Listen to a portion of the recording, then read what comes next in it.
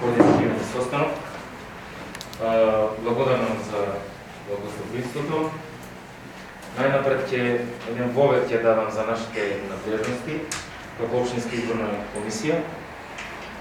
Делчево се гласа на вкупно на 36 избирачки места. 15 се во градот, 21 се во руралните селини. До вчера беше рокот за пријавување на болни и немоки. Кај нас барања поднесени во комисијата се вкупно 341 лица. Со COVID-19 и лица со мерка за самоизолација нема ниту еден. Овој состанок е свикан од наша страна да се појаснат законските регулативи од изборниот законник на сите учесници во изборниот процес. Политичките партии се повикани исто така да си дадат своја насока и своје ведување во работите кои следат пред нас. Раководните лица на полицијата овде да си ги кажат своите надлежности, јавниот обвинител и инспекцијските служби. Тоа е накратко. Ќе му дадам збор на командирот на полициската станица Сторе Димитровски во делокругот на своето делување да си ги објасни законските норми. Повеќе. Законските норми са тие некаде са први, некаде са последни избори. Од страна на ова Делчево по согласувањето за кој преземаме се сите мерки согласно насоките од МОВР. Извршена едукација со целокупен состав на работите во Делчево и во Кавеница. Нема да бидеме пристрасни, ќе се преземаат мерки према сите што ќе го прекршат закон. Ќе се изготвуваат во зависност од прекршокот, дали ќе е прекршок, дали ќе е кривична пријава, нема да има толеранција. Сметам дека треба да са изборите фери и коректни како што беа до сега.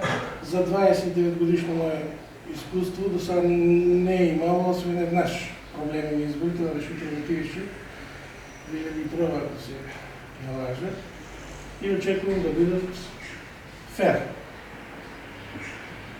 Ке применуваме сите по член 168 од Законот за внатрешни работи, нашите надлежности се знаат, со обезбедувањето ги се почне по прилагањето на доверливо материјал, обезбедувањето ги се врши од страна на еден или две полицајци во зависност од ресурсите, по носењето на гласачки материјал на избирачките места, ќе се почне таму обезбедувањето. Таа година, за разлика од предходните избори, ќе трае до 20 ден, а и по потреба после броењето и носењето во ОИК. ОИК ми кажавате ќе измерено, не во ОИК додека го пребавите, а после пратко ќе оди во ДИК. ОИК нема да е са тука, него ќе е во гимназијата, како што рече бе, и така, мисля дека нема да има проблеми. Добро, благодарам. Збор ќе му дадам на јавниот обвинител Бранко Тричковски да ја образложи законската регулатива од кривичниот закон. Добар ден на сите. Во кривичниот закон во глава 16 се определени кривични дела против изборите и гласањето. Од член 158 до 165в. За секој нарушување во текот на изборниот процес, полицијата писмено или не писмено телефонски го известува јавно обвинител. А за сите кривични дела е пропишана најмалку казна затвор од 3 години, што значи Кочан не е надлежен. Ние сме надлежни за кривични дела до 5 години. Ама не е проблем, вие може да ми известите мене, а јас пак известам Кочан. Зашто да се преземе? Иначе тука има кривично дело спречување на избори и гласање и може да го изврши секој. Повреда на избирачкото право може да го извршат само службените лица на избирачки одбор. Повреда на слободи на определување на избирачите може исто да го изврши секој лице. Злоупотреба на избирачкото право може да го изврши секој лице. подкуп избори е исто секој лице, повреда на тајноста на гласањето исто може да го изврши секој лице, а ако го извршат членове на избирачкиот одбор, за нив е казната потешка. Во сите кривични дела и таму е најмалку 5 години затвор. За извршителите на овие кривични дела од страна на службени лица е предвидено и задолжително изрекувана казна забрана за вршење на професија, дејност или должност, освен казна. Друго нема. Добро, во ред, благодарам. Збор му давам на државниот службеник од Одделението за инспекцијски надзор при општина Дочево, Лјупчо Симоновски, за да ја образложи одлуката за определување на места за истакнување на изборни плакати на територијата на општина Дочево. Обично околу избори, пред избори и на избори, работа на инспекцијските служби е лепењето на плакати и испишување на графити во населените места. По законот за јавна чистота, кој ние работиме, а исто така работи и полицијата, по член 17 од законот за јавна чистота на јавни објекти и на јавни колективни и индивидуални стамбени и деловни згради забрането е испишување на графити. А гледам ви, веќе е испишено и по тротоари и по улици. Грозно. Поставување на светлички реклами и видео билборди, както и лепење на плакати.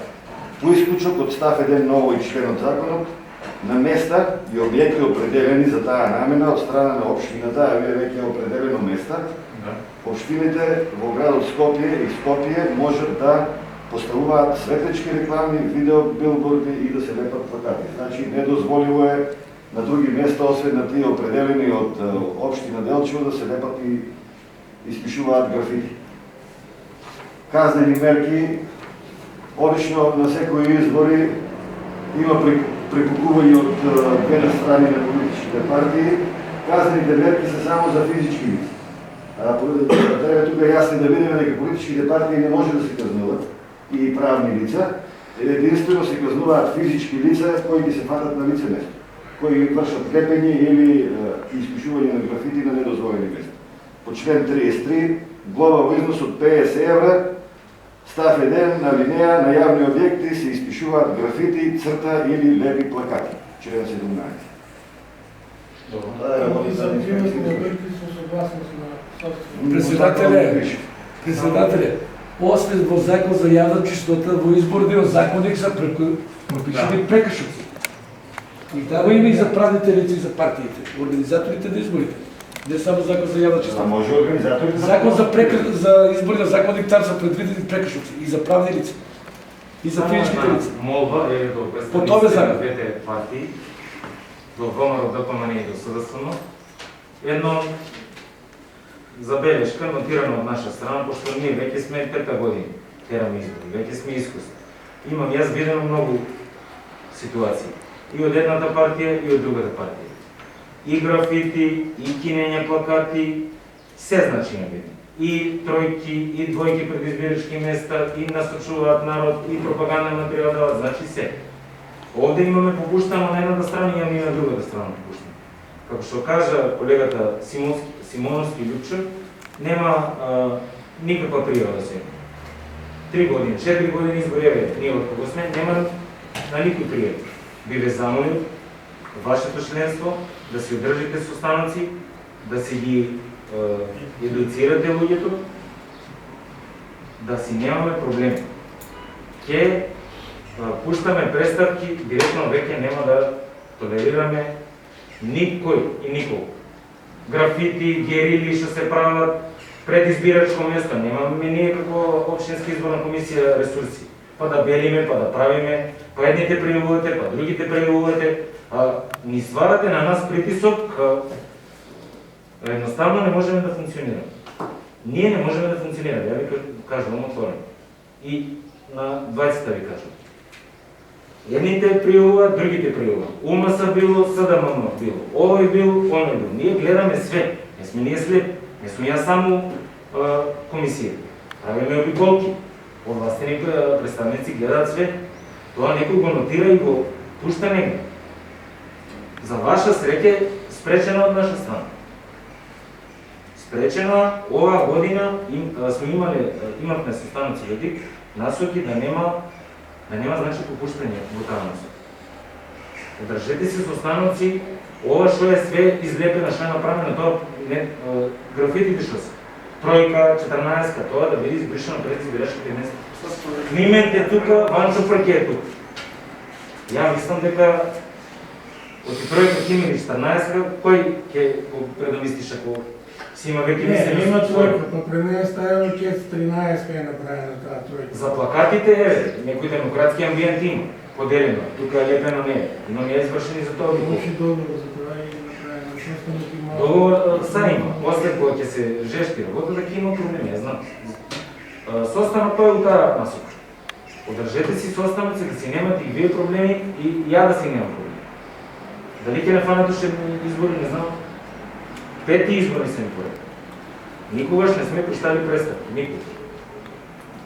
Спрема никой. Делчево е маленко место, треба сите да се видиме, треба да... Зашо да си правиме проблеми непотребни? Кој си е? За кој нека си гласа? Нека си биде празник тоа и нека си тече мирно работа. Но тоа е дел таа са.